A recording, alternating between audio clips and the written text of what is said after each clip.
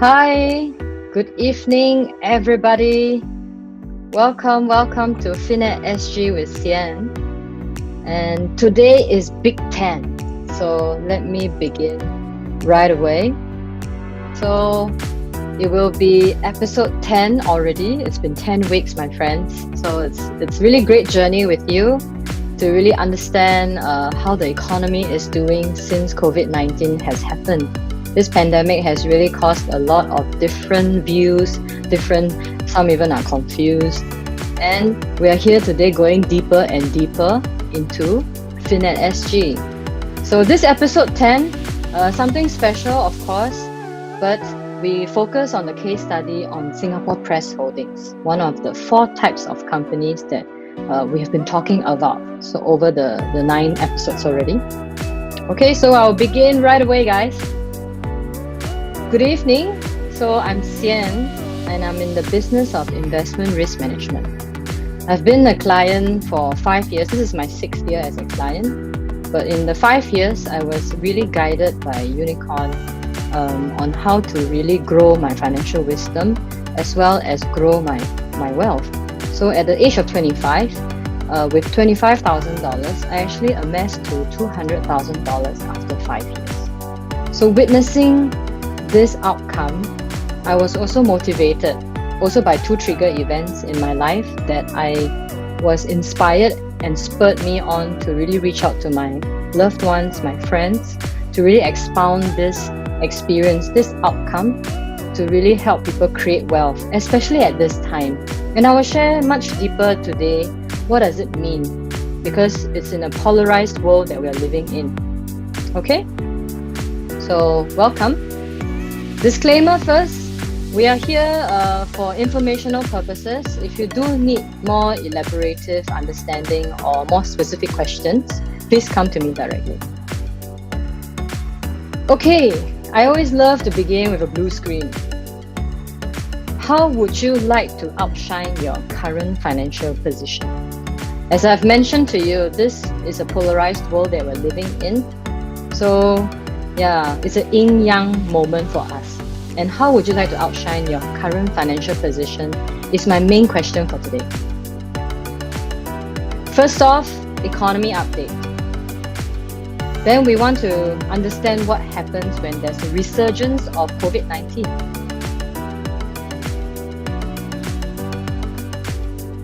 So from there, we can understand from this Bloomberg opinion on Mind the Gap. This is just an average of 7 days of daily understanding of the rolling average new cases of the coronavirus that has happened. And you can see the white line belongs to European Union and the blue line belongs to United States of America. So you can see when it's very clear when European Union had the surge of this COVID-19, they really waited. They had a lockdown and they really waited till it has gone down to a significant number of cases before they start to reopen the economy. Whereas in the US, it was different. The moment you see a small dip, then Mr. Donald Trump was very ready to reopen the economy. And these are the stats. Look at what happened after that. It doesn't recover. So the resurgence actually happens when you are not patient enough. So this is able to show us what it means if you try to reopen the economy when you haven't controlled the situation in coronavirus, which caused the resurgence. And how is it affecting us? So changes in the equities year to date. As you can understand, the decline from 19 February to 23rd March is a sharp fall, yes, but the recovery is like a Nike tick, and it's only 33%. So just to understand from this chart, 33% decline is not equals to, it's not going to break even when you rise up 33% again. So that's one thing I want to share with you in cases like that.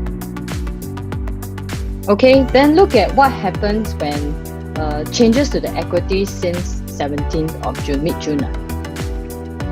So it's gone up for 2 weeks. It has gone up 2%, then it goes back down again. So very, very volatile at this moment. And MSCI All World Index is made up of developed countries and developing countries. So it's a good indicator for the world economy to help us understand what is the financial market prices at this point in time. So really volatile at this point. And there is one thing I would like to share that talks about the polarized world. Different stocks, different routes. I spoke to a friend today and he mentioned about STI index.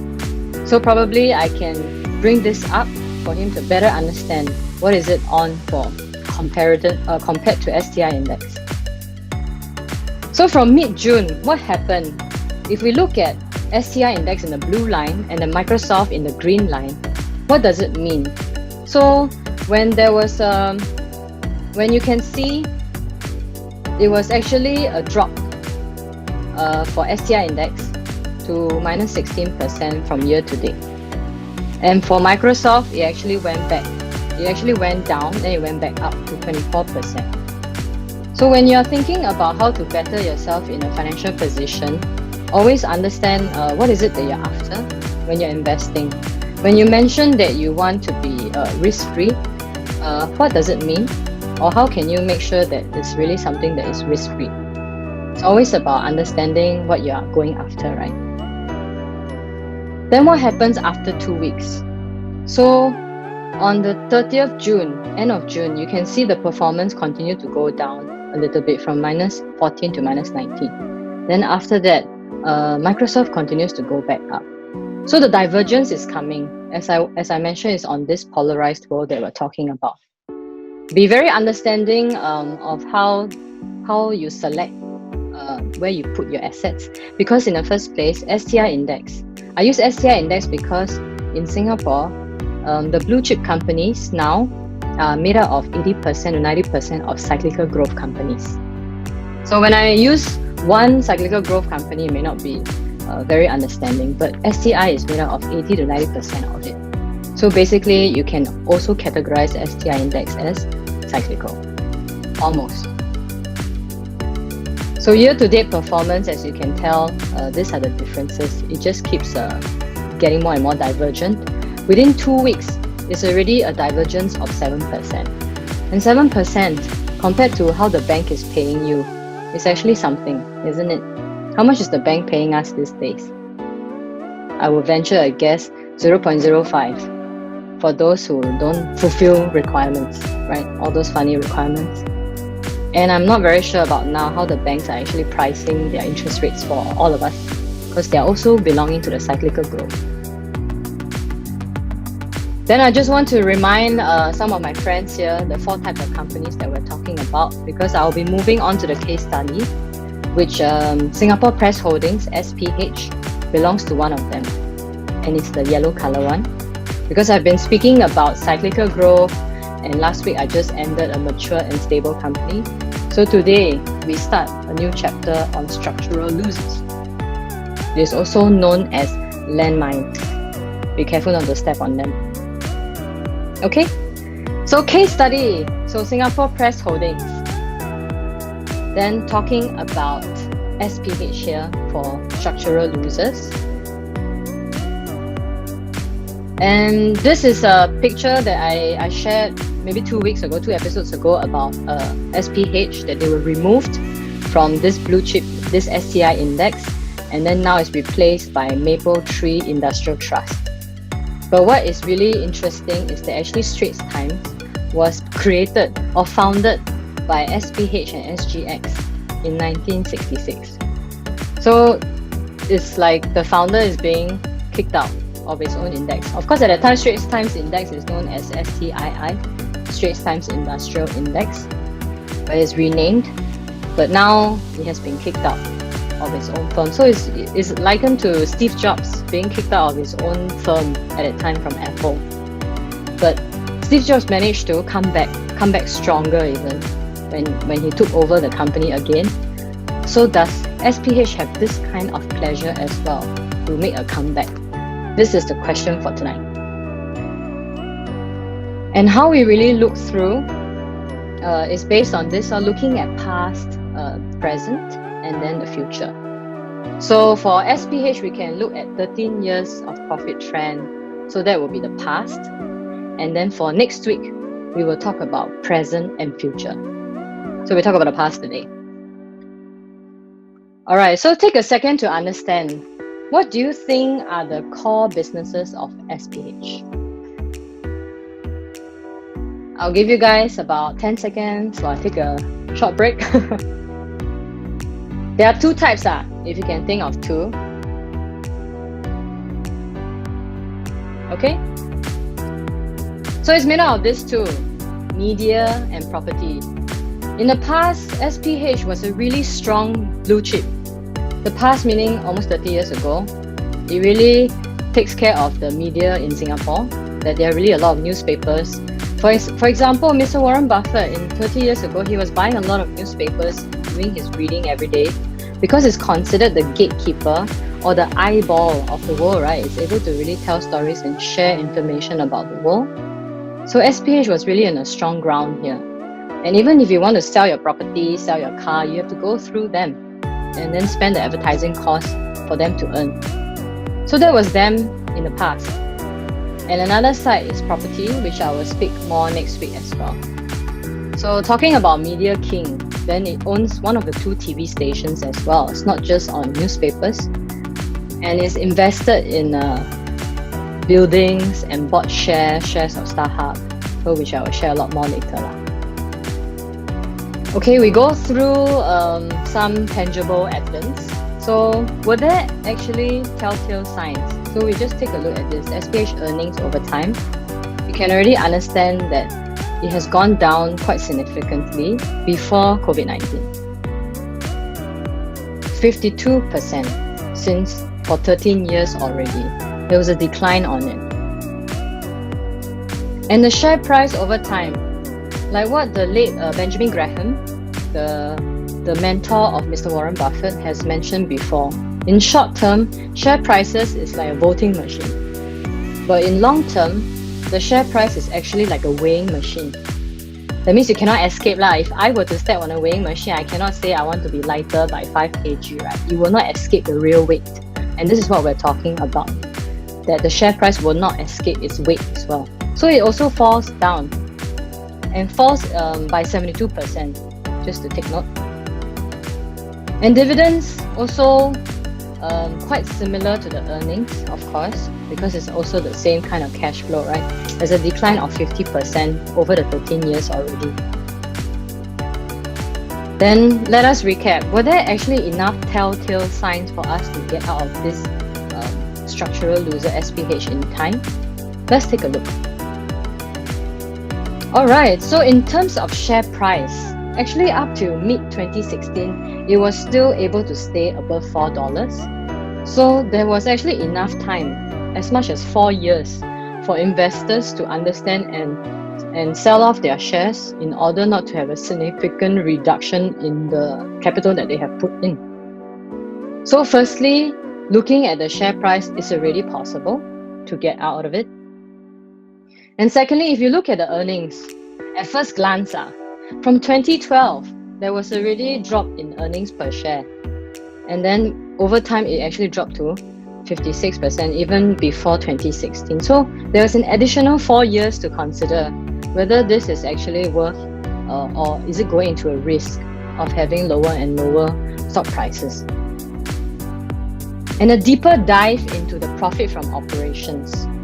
So we take a look at just now. Just now we actually saw that it was later, right? It started later in 2012 to decline because earnings per share includes profits from one-time gains like selling off a building at Times Building on Great World City for SPH, and also selling off shares from SPH, from StarHub. So that was the difference that actually bumped up, but only one-time bump up for their earnings per share.